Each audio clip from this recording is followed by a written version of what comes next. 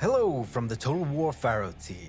We've been very busy in the update mines to bring you patch 1.0.1, and it's a beefy one. Seriously, the CliffsNotes version of this is 7 pages long, so allow me to summarize it for you. Let's start with battles, because we've made a load of changes and improvements.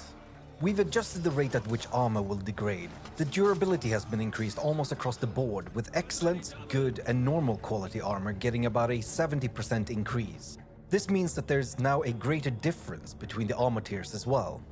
Poor quality armor remains the same as it has been. Flaming projectiles can lay devastation upon the battlefield, but giving them to slingers is not quite right, so we've taken them away in the name of historical accuracy. If fire from afar is a core part of your stratagem, Irsu, you're going to have to bring along some archers from now on, or do it manually.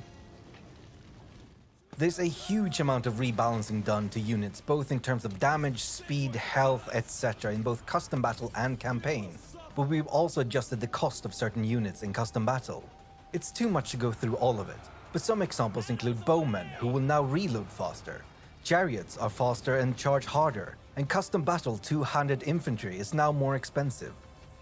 Check out the patch notes for the full list of changes. Settlement destruction from burning down buildings now counts from when the fire started rather than when it burned down. Some players have expressed a distaste for the way a battle immediately ends if you manage to capture all the victory points in a settlement battle, and we agree to an extent. Capturing all points should still be rewarded though, since it can be a great achievement, so we've replaced the instant victory with an additional penalty to the defender's morale, beyond that of the capture point themselves. The weather system is a big part of battles in Total War PHARAOH, but not all of the weather conditions have had the impact we were hoping for, so we've increased the negative effects from fighting in a storm or thunderstorm. Reinforcements or additional armies can now properly be selected on the post-battle screen for performance inspection, so that you can determine if your lads did well or if someone else really deserves the praise. Chilling 5 feet apart is cool and all, but we've encouraged more units to climb ladders simultaneously. And while air climbing is a sick party trick, it has been breaking immersion, so it's been banned. We've also improved the way that AI will use missile units and should now have a better sense of which units to prioritize when blotting out the sun. They've also been told that ranged units perform better at range and will no longer send their archers into melee when ranged is the better tactical option. The AI has also been told that numerical superiority is actually something that should be accounted for and will no longer send in that one unit of chariots or spearmen to face an entire army, no matter how badass they look doing it.